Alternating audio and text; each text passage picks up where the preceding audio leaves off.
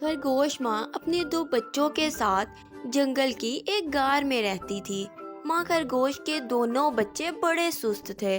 دونوں ہی بچپن سے بھوجن کے لیے اپنی ماں پر انحصار کرتے تھے۔ وقت کے ساتھ ساتھ ماں خرگوش بوڑھی ہونے لگی اور اپنی عمر کو دیکھ کر وہ اپنے دونوں بچوں سے بولی، بچوں، اب میں بوڑھی ہو چکی ہوں۔ میں اب ہم تینوں کا کھانا اکٹھا کرنے کے قابل نہیں ہوں، اور اب تم دونوں بھی بڑے ہو چکے ہو۔ اب تمہیں خود کے کھانے کے ساتھ ساتھ میرے کھانے کا بھی انتظام کرنا چاہیے۔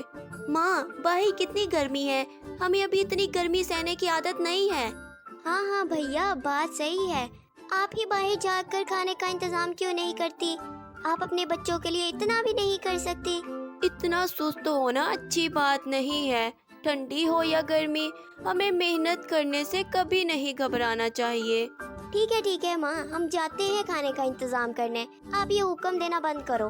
اور دونوں خرگوش کھانے کا انتظام کرنے کے لیے جنگل کی طرف نکل پڑے۔ تبھی پتیاں توڑتے ہوئے بڑا خرگوش اپنے چھوٹے بھائی سے کہنے لگتا ہے، اوہ، اتنا کھانا اٹھا کر لے جانا میرے بس کی بات نہیں ہے۔ چھوٹے بھائی، تم ہی ماں کے حصے کا کھانا اکٹھا کر کے غار تک لے جاؤ۔ اچھا بھیا، مجھے بیوقوف سمجھا ہے کیا، جو اتنی گرمی میں کھانا اکٹھا کر کے غار تک لے کر جاؤں گا؟ نا نا نا نا، میں یہ اکیلا نہیں کرنے والا۔ یہ تو اب روز کی پریشانی ہو گئی، اس کا کیا کیا جائے؟ بڑے بھیا، میرے پاس ماں سے پیچھا چھڑانے کی ایک بہت اچھی ترکیب ہے۔ ہم کل ماں کو سیر کرانے کے بہانے جنگل کے نوکیلے پتھروں والے راستے سے ہوتے ہوئے لے جائیں گے۔ ماں اپنی عمر کی وجہ سے لمبی چھلانگیں نہیں مار پائے گی اور فوراً ہی انہیں کہیں نہ کہیں چوٹ لگ جائے گی، جس کے بعد ہم انہیں گفا میں چھوڑ کر کچھ دنوں کے لیے چلے جائیں گے، اور ان کے خون کی خوشبو سونگھ کر ضرور کوئی نہ کوئی جنگلی جانور انہیں اپنا شکار بنا لے گا۔ پھر ہم آرام سے غار کے اندر رہ پائیں گے۔ واہ بھائی واہ، کیا ترکیب نکالی ہے تم نے ماں سے پیچھا چھڑانے کی۔ اس کے بعد ہمیں ماں کے لیے کھانا ڈھونڈنے کی بھی ضرورت نہیں ہوگی۔ ہم دونوں باہر جا کر ہی میٹھی میٹھی پتیاں اور پھل کھایا کریں گے۔ اور یوجنا کے مطابق دونوں اپنی ماں کو پتھریلے علاقے سے ہوتے ہوئے لے کر آتے ہیں۔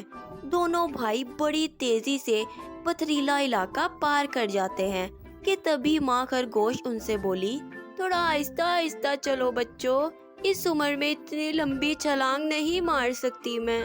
ہاں ہاں ماں، دن ڈھلنے والا ہے، تم اتنا آہستہ چلو گی تو کیسے کام چلے گا؟ ہمیں جلد ہی غار تک پہنچنا ہوگا۔ اگلا قدم بڑھاتے ہی ماں خرگوش کے پیر میں ایک نوکیلا پتھر چبھ جاتا ہے۔ ماں خرگوش کے دونوں بچے انجان بن کر اپنی ماں کو اکیلا چھوڑ کر چلے جاتے ہیں۔ ماں خرگوش کا زخم اتنا گہرا تھا کہ خون رکنے کا نام ہی نہیں لے رہا تھا۔ کسی طرح وہ آہستہ آہستہ آگے بڑھتی گئی۔ پورے راستے ماں خرگوش کا خون رستا رہا اور آخر کار وہ اپنی غار تک پہنچ گئی۔ ماں کو غار میں آتا دیکھ دونوں خرگوش بولے، چھی ماں، پورا گھر آپ نے خون سے گندا کر دیا۔ ہاں، اور کیا، آپ کو تو ڈھنگ سے چلنا بھی نہیں آتا۔ ماں خرگوش بنا کچھ کہے سنتی رہی اور اندھیرا ہوتے ہوتے ہی تینوں سو گئے۔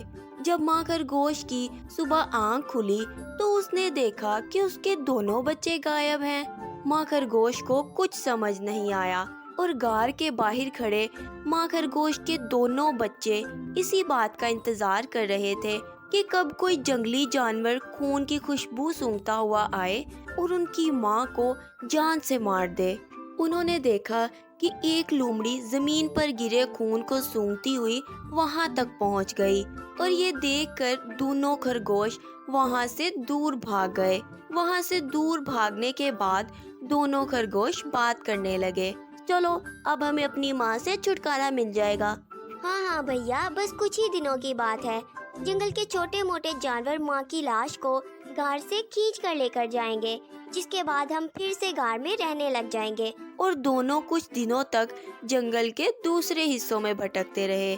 ایک دن انہیں جنگل میں ایک بھورا خرگوش ملا جو کہ درخت کے نیچے ایک بل میں رہتا تھا۔ تم دونوں اس وقت کہاں گھوم رہے ہو؟ تمہیں پتہ نہیں جنگل کے اس علاقے میں کتنا خطرناک گدھ رہتا ہے؟ وہ کل ہی پاس ہی کی ایک غار سے ایک مرا ہوا خرگوش لے کر آیا تھا۔ जिसके बाद उन्होंने उस खरगोश को नोच नोच कर खाया। ये सुनकर दोनों खरगोश खुश हो गए। वाह वाह, गिद्ध जरूर हमारी माँ की लाश को उठा कर लाया होगा। हाँ हाँ भैया, हमारा काम तो गिद्ध ने आसान कर दिया। चलो हम फिर से अपने घर चलते हैं, अब हम वहाँ पर खुशी से रहेंगे। और दोनों भाई पुरजोश होकर लंबी लंबी छलांग मारते हुए वहाँ से दूर निकल गए। दोनों अपने घर पहुँचने के लिए इतने पुरजोश थे कि उन्होंने रास्ते में गिद्ध के गिराए हुए हड्डियों के टुकड़े भी नहीं देखे और दोनों हड्डियों के नोकीले टुकड़े चुभने की वजह से जख्मी हो गए। अब उनसे एक भी कदम आगे नहीं बढ़ाया जा रहा था। कुछ ही देर में वहाँ गिद्ध पहुँच गया, जिसको देखकर दोनों खरगोश को अपने सारे किए हुए बुरे अमाल याद आने लगे। गिद्ध ने इन दोनों खरगोशों को अपनी चोंच से नोच नोच कर मार डाला। इसी तरह इन्हें अपने बुरे अमाल की सजा भी मिल गई।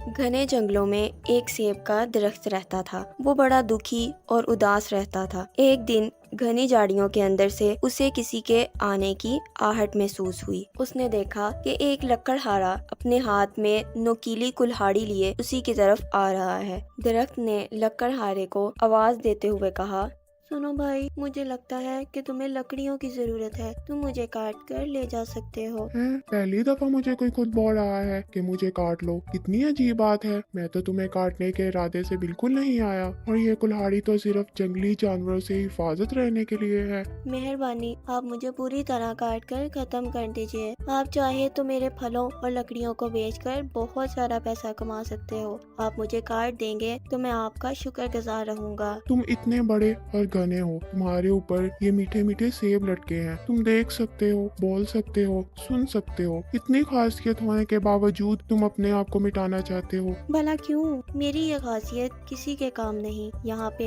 बहुत से जंगली जानवर रहते हैं जो मेरी छांव के नीचे आकर ही शिकार करते हैं। शिकार करने के बाद जो गोश्त बच जाता है उसे खाने के लिए आ जाते हैं, जिसे देखकर कोई भी परिंदा मेरे ऊपर घोंसला नहीं बनाता। और हर दिन मुझे आंखों से हसरत के अलावा और देखने को कुछ नहीं मिलता, और ना ही मैं किसी भी परिंदे को बचाने के लिए उसकी मदद कर पाता हूँ। इसलिए आप मुझे काट दीजिए। अगर तुम्हारी यही ख्वाहिश है तो मैं तुम्हें काट देता हूँ। दरख्त की ये बातें सुनकर लकड़हारा बोला। लकड़हारा लकड़ियों और फलों के लालच में पूरे दरख्त को काट देता है। वो लकड़ियों और फलों को बेच देता है, जिससे उसके पास बहुत सारे पैसे जमा हो जाते हैं। पर जब वो अपनी बीवी को ये बात बताता है तो उसकी बीवी उसे कहती है, आप दौलत की लालच में आकर इतना गिर जाएंगे, मुझे नहीं पता था। आपने उस दरख्त की मदद करने की बजाय उसे काट दिया। मैं इस दौलत को हाथ भी नहीं लगाऊंगी, और ये गुनाह से कमाई हुई दौलत है। तुमने मेरी आंखें खोल दी। ये तो सचमुच मुझसे बहुत बड़ा गुनाह हो गया है। दौलत की लालच ने मेरी आंखों पर पट्टी बांध दी थी। मैंने अपने इन हाथों से उस दरख्त को काट दिया। लकड़हारा और उसकी बीवी अब पछतावे की आग में जल रहे थे। वो अपने आप को कसूरवार समझ रहे थे। वो कुछ दिन बहुत उदास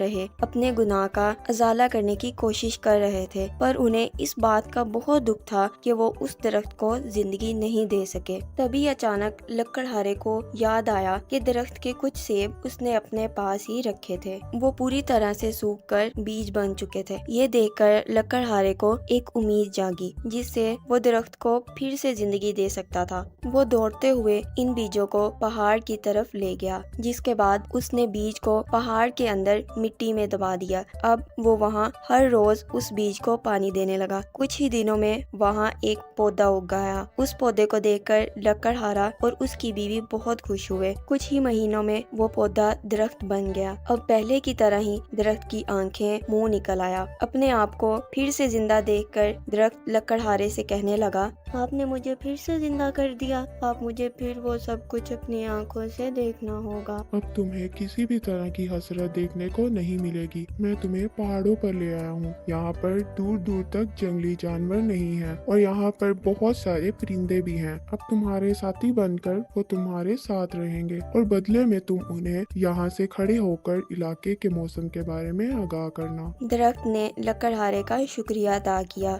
लकड़हारा और उसकी बीवी ने भी अपने गुनाह से छुटकारा हासिल कर लिया था। Thanks for watching. Please subscribe to our channel.